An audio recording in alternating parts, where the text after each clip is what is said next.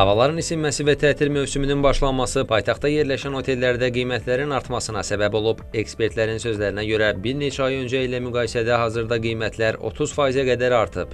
1-2 ulduz və 3 ulduzlar 50-80 manat arası dəyişən qiymətlər mövcuddur. Buraya 2 nəfər gecə qalma və otelin səhər yeməyi, eyni zamanda otelin tərkibində əgər əyləncə və trinajör varsa, o da təbii ki, ora daxildir. 4 ulduz otellər 100-150 manat aralığında dəyişən qiymətlər mövcuddur. 5 ulduz otellər isə kateqoriyasına görə dəyişir. 5 ulduz otellər 150 manatdan başlayan qiymətlər mövcuddur ki, əsas küçələrdən ibarət və zəncir otellər mövcuddur ki, bunlar da bir nisbətən bahadır. Bunlar 350 manatdan 500-600 manata qədər dəyişən qiymətlər mövcuddur. Turizm eksperti Fariz Bəşirov deyir ki, hazırda ölkəmizə turist axını çoxdur. Bu səbəbdən də otellərdə doluluq var və bu da qiymət artımına səbəb olur. Qiymətlərin dəyişmə səbəbi onlarda dünyanın hər yerində olduğu kimi ilk növbədə ulduz sayına görə, yerləşmə yerinə görə, otağın sahəsinə və otelin xidmətinə görə dəyişir.